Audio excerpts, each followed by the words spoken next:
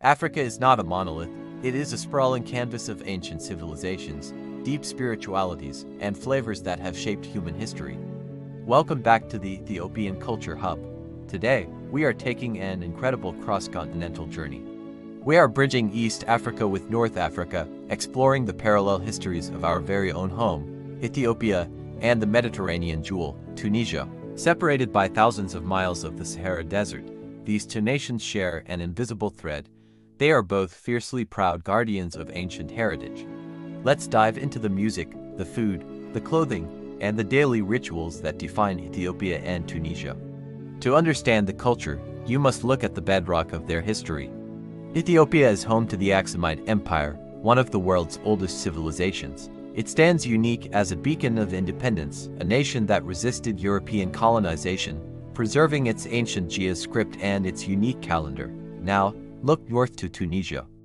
Long before it was an Islamic nation, Tunisia was the heart of the Carthaginian Empire, the superpower that challenged Rome. Led by the legendary General Hannibal, Carthage was a hub of seafaring Amazigh and Phoenician cultures. Over the centuries, Tunisia became a melting pot, absorbing Roman, Byzantine, Ottoman, and French influences into a stunning Mediterranean-Arabian hybrid.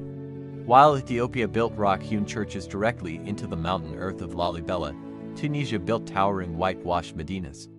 In Ethiopia, we have the Buna ceremony. It is the birthplace of coffee, after all. The beans are roasted raw, the smoke of frankincense fills the air, and the coffee is brewed 3 times in a clay jabina. In Tunisia, the equivalent social glue is Maghribi mint tea. It is strongly brewed with fresh spearmint leaves and served incredibly sweet. The ultimate Tunisian touch, floating toasted pine nuts or almonds right on top of the hot tea. Just like the Ethiopian coffee ceremony, a Tunisian host will pour the tea from a remarkable height to create a frothy foam layer. In Ethiopia, our pride lies in hand-woven cotton. The Habesha Kemis, lined with tillet patterns, showcases a legacy of modesty and royalty. In Tunisia, the textile history is an explosion of Mediterranean silk and gold thread. The traditional kaftan features stunning Ottoman-style embroidery. For men, the ultimate cultural symbol is the jebba topped off with the famous red wool chechia. In Ethiopia, our culinary identity is anchored by Injera, the fermented flatbread made from the ancient supergrain teff.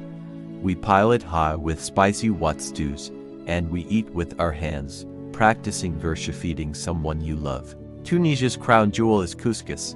Tunisians love heat, using harissa fiery paste made of roasted red chili peppers and garlic.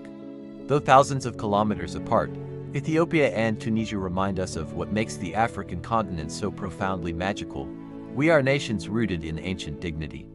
Which part of Tunisian culture surprised you the most? Let us know in the comments below. You cannot experience these cultures without feeling their music vibrate in your chest.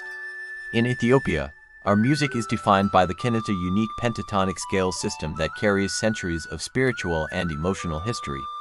The Asmaris, our traditional wandering minstrels, use the masinko and the crowd lyre to improvise witty poems and songs on the spot. In Tunisia, music is an art form of deep historical preservation. Their classical music is called malof. Led by the soulful, warm tones of the oud and the sharp click of the darabuka drum, malof blends Arabic melodies with a Mediterranean swing. While Ethiopians express joy through the rhythmic, ecstatic shoulder drops of eskista, Tunisians express it through festive folk dances. In Tunisia, heavy wool scarves are spun around the hips to the frantic rhythm of the zakra, a traditional North African bagpipe. To see the true heartbeat of daily culture, you have to look at how people trade. In Ethiopia, we have the legendary Addis Mercato, often called the largest open-air marketplace in Africa. The air is thick with the scent of cardamom, garlic, and hot peppers, as people bargain for hand-woven safed baskets.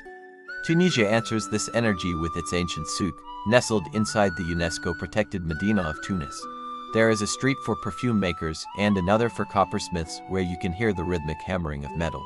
In both the Mercato and the souk, shopping isn't a quick chore, it's a social event filled with greetings and lively debates. Spirituality shapes the very fabric of time in both lands. Ethiopia's history means our calendar is punctuated by monumental communal gatherings. Festivals like Timkat and Meskel turn entire cities into oceans of white robes, traditional chanting, and sacred dance. In Tunisia, festivals are a grand display of community light. During Mald, the historic city of Kairwang becomes the center of the nation. Streets are flooded with families, and traditional asida porridge is cooked in massive communal pots. Islamic spiritual chanting echoes from ancient minarets, uniting neighborhoods in shared celebration. Both nations demonstrate that when it is time to celebrate the divine, no one stays inside. The community becomes one.